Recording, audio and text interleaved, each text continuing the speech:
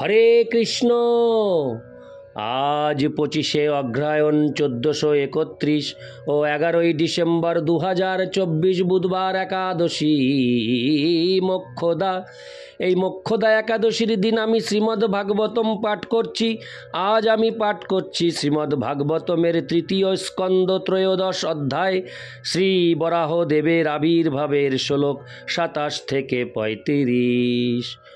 ওং নমো ভগবতে বাসুদেবায়। ওং নমো ভগবতে বাসুদেবায়। ওং নমো ভগবতে বাসুদেবায়। হরে কৃষ্ণ কৃষ্ণ কৃষ্ণ হরে হরে, হরে রাম রাম রাম হরে হরে। শ্লোক 27। উৎক্ষিপ্ত বাল খচর কঠোর শটা বিধূর্ণ খর রোমশতক ক্ষুরাহ তাভ্র শীতদংষ্ট্র ইক্ষা জ্যোতির্বভাসে ভগবান হিধ্র। অনুবাদ: পৃথিবীকে উদ্ধার করার জন্য জলে প্রবেশ করার পূর্বে ভগবান বরাহদেব তার পুচ্ছ উত্তোলন করে আকাশে উত্থিত হলেন। তখন তার কাঁধের কঠোর কেশসমূহ কম্পিত হচ্ছিল। তার দৃষ্টিপাত ছিল অত্যন্ত উজ্জ্বল এবং তিনি তার ক্ষুরের দ্বারা ও উজ্জ্বল শুভ্রবর্ণ দন্তের দ্বারা আকাশের মেঘরাশি ছিন্ন ভিন্ন করেছিলেন। তাৎপর্য: ভগবানের ভক্তেরা ভগবানের অপ্রাকৃত কার্যকলাপ বর্ণনা করার মাধ্যমে তার স্তব করেন। এখানে বরাহদেবের কয়েকটি চিন্ময় বৈশিষ্ট্য বর্ণনা করা হয়েছে। উচ্চতর 3 লোকের অধিবাসীরা ভগবানের যে স্তব করেছিলেন তা থেকে বোঝা যায় যে তার দেহ সর্বোচ্চ গ্রহ ব্রহ্মলোক অথবা সত্যলোক থেকে আরম্ভ করে আকাশ জুড়ে বিস্তৃত হয়েছিল। ব্রহ্মসংহিতায় উল্লেখ করা হয়েছে যে সূর্য ও চন্দ্র হচ্ছে তার চক্ষুদ্বয়, তাই আকাশে তার দৃষ্টিপাত সূর্য অথবা চন্দ্রের মতো জ্যোতির্ময় ছিল। এখানে ভগবানকে হরে কৃষ্ণ মহিদ্র বলে বর্ণনা করা হয়েছে, যার অর্থ হচ্ছে বিশাল পর্বত অথবা পৃথিবীর ধারক। এই দুটি শব্দ থেকেই বোঝা যায় যে ভগবানের শরীর হিমালয় পর্বতের মতো বড় এবং কঠিন ছিল। তা না হলে কিভাবে তিনি তার শুভ্রবর্ণ দশনাগ্রে সমগ্র পৃথিবীকে ধারণ করেছিলেন। ভগবানের এক মহান ভক্ত কবি জয়দেব তার দশাবতার স্তোত্রে এই ঘটনাটির বর্ণনা করে গেয়েছেন। বসতি দশন শিকরে ধরণী তব লগ্না, শশিনী কলঙ্ক কলের নিমগ্না, কেশব ধৃত শুকর রূপ জয় জগদীশ হরে। ভগবান কেশবের কৃষ্ণ জয় হোক, যিনি বরাহ রূপে অবতরণ করেছিলেন। তিনি যখন তার দশনাগ্রে পৃথিবীকে ধারণ করেছিলেন তখন পৃথিবীকে চাঁদের গায়ে কলঙ্কের মতো দেখাচ্ছিল। ইতি শ্লোক 27। শ্লোক 28। ঘ্রাণেন পৃথা পদবিং বিজিঘ্রণ ক্রোড়াপদেশ স্বয়মধোরাঙ্গ করাল দংষ্ট্র হপ্প করাল দৃগভ্যামুদীক্ষ বিপ্রাণ গৃণত হবিষৎকম। অনুবাদ: তিনি ছিলেন স্বয়ং ভগবান বিষ্ণু এবং তাই তিনি চিন্ময়। তবুও শুকর শরীর ধারণ করার জন্য তিনি ঘ্রাণের দ্বারা পৃথিবীর অন্বেষণ করেছিলেন। তার দর্শন ছিল অত্যন্ত ভয়ঙ্কর এবং তিনি তার স্তবকারী ব্রাহ্মণ ভক্তদের প্রতি দৃষ্টিপাত করেছিলেন। এইভাবে তিনি জলে প্রবেশ করেছিলেন। তাৎপর্য, আমাদের সবসময় মনে রাখতে হবে যে শূকরের শরীর যদিও জড়, কিন্তু ভগবানের বরাহ রূপ জড় কলুষের দ্বারা কলুষিত ছিল না। পৃথিবীর কোনো শূকরের পক্ষে সত্যলোক থেকে শুরু করে সমগ্র আকাশ জুড়ে বিস্তৃত একটি বিশাল শরীর ধারণ করা সম্ভব নয়।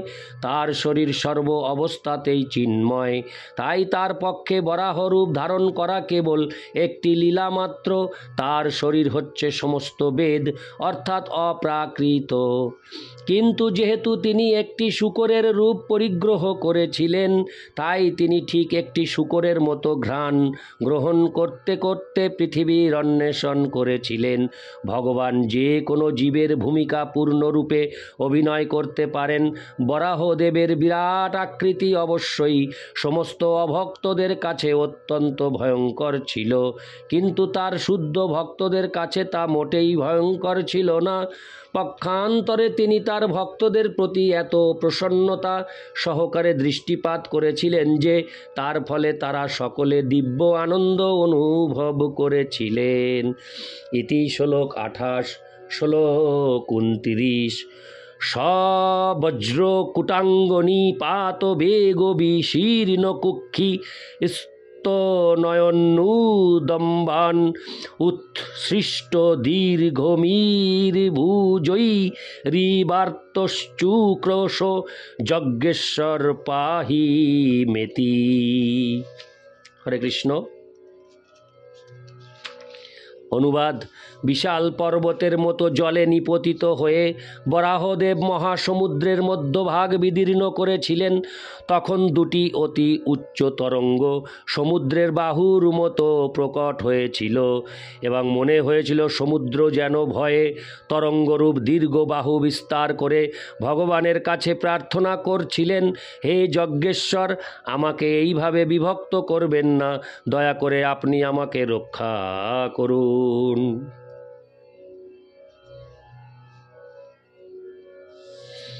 তাৎপর্য: অপ্রাকৃত বরাহদেবের পর্বত সদৃশ শরীরের পতনের ফলে মহাসাগরও বিচলিত হয়েছিল এবং মনে হয়েছিল যেন তার মৃত্যু আসন্ন হওয়ার ফলে সে ভীত হয়েছিল। ইতি শ্লোক 29। শ্লোক 30। ক্ষুরৈ ক্ষুরপ্রৈর্দরয়ংস্তদাপ উৎপারোপারং ত্রিপরু রসায়াম দদর্শ গাং তত্র সুরগ্রে জাং জীবধানিং স্বয়মভ্যোদ্ধত্ত। অনুবাদ: ভগবান বরাহদেব তীক্ষ্ণ বাণের মতো ক্ষুরের দ্বারা জলকে বিদীর্ণ করেছিলেন এবং অসীম সমুদ্রের সীমা প্রাপ্ত হয়েছিলেন। সেখানে তিনি সমস্ত জীবের আশ্রয়স্থল পৃথিবীকে সৃষ্টির পূর্বের মতো শায়িত দেখেছিলেন এবং তখন তিনি স্বয়ং তাকে উত্তোলন করেছিলেন। তাৎপর্য: রসায়াম শব্দটি কখনো কখনো ব্রহ্মাণ্ডের সর্বনিম্ন লোক রসাতল বলে ব্যাখ্যা করা হয়, কিন্তু শ্রীল বিশ্বনাথ চক্রবর্তী ঠাকুরের মতে এখানে সেই অর্থটি প্রযোজ্য নয়। পৃথিবী তল, অতল, তলাতল, বিতল, রসাতল, পাতাল ইত্যাদি লোকসমূহ থেকে 7 গুণ শ্রেষ্ঠ। তাই পৃথিবী রসাতলে অবস্থিত হতে পারে না। সেই সম্বন্ধে বিষ্ণু ধর্মে বর্ণনা করা হয়েছে, পাতাল মূলেশ্বর ভোগ সংহতৌ বিনশ্য পাদৌ পৃথিবীং চ বিভ্রত যস্য পুমান ন বভূব সোহচ্যুত মমাস্তু মাঙ্গল্য বিবৃদ্ধয়ে হরি। তাই ভগবান পৃথিবীকে গর্ভোদক সমুদ্রের তলদেশে প্রাপ্ত হয়েছিলেন, যেখানে ব্রহ্মার দিনান্তে প্রলয়ের সময় সমস্ত গ্রহগুলি বিশ্রাম করে। ইতি শ্লোক 30। শ্লোক 31। সদংষ্টয়োদ্ধৃত মহিং নিমগ্নাং স উত্থিত সংরুরুচে রসায়া তত্রাপি দৈত্যং গদোয়াপতন্তং সুনাভ সন্দীপিত তীব্র মন্যু। অনুবাদ: ভগবান বরাহদেব অবলীলাক্রমে পৃথিবীকে তার দশনাগ্রে ধারণ করে জল থেকে উত্তোলন করলেন। তখন তার রূপে চতুর্দিক আলোকিত হয়েছিল। সেই সময় তার ক্রোধ সুদর্শন চক্রের মতো উদ্দীপ্ত হয়েছিল। তিনি তৎক্ষণাৎ দৈত্য হিরণ্যাক্ষকে বধ করেছিলেন, যদিও সে ভগবানের সঙ্গে যুদ্ধ করার চেষ্টা করেছিল। তাৎপর্য: শিল জীব গোস্বামীর মতে বৈদিক শাস্ত্রে দুটি বিভিন্ন মন্বন্তরে বরাহদেবের আবির্ভাবের বর্ণনা করা হয়েছে। তার একটি হচ্ছে চাক্ষুষ মন্বন্তর, অপরটি স্বয়ম্ভুব মন্বন্তর। বরাহদেবের এই বিশেষ অবতরণটি হয়েছিল স্বয়ম্ভুব মন্বন্তরে, যখন মহরলোক, জনলোক, সত্যলোক আদি উচ্চতর লোকগুলি ব্যতীত অন্য সমস্ত লোকসমূহ প্রলয় বাড়িতে নিমজ্জিত হয়েছিল। বরাহদেবের এই বিশেষ অবতরণ উল্লিখিত লোকসমূহের অধিবাসীরা দর্শন করেছিলেন। শিল বিশ্বনাথ চক্রবর্তী ঠাকুর মন্তব্য করেছেন যে মৈত্রেয় ঋষি দুটি বিভিন্ন মন্বন্তরে বরাহদেবের লীলা একত্রে বিদুরের কাছে বর্ণনা করেছেন। ইতি শ্লোক 31। শ্লোক 32। জঘান রুন্ধানমসোহ বিক্রমং সলীল এভং মৃগরাড়ি বাম্বসী তদ্রোক্ত পঙ্কাঙ্কিত গণ্ডতুণ্ড যথা গজেন্দ্র জগতিং বিভিন্দন। অনুবাদ: তারপর ভগবান বরাহদেব জলের মধ্যে সেই দৈত্যকে সংহার করলেন, ঠিক যেমন একটি সিংহ হস্তিকে সংহার করে। হরে কৃষ্ণ। একটি সিংহ হস্তিকে সংহার করে। ভগবানের গণ্ডদেশ ও জিহ্বা দৈত্যের রক্তে আরক্তিম হয়েছিল, ঠিক যেমন গজেন্দ্র গৈরিক মৃত্তিকা খনন করার সময় আরক্তিম হয়ে ওঠে। ইতি শ্লোক 32। শ্লোক 33।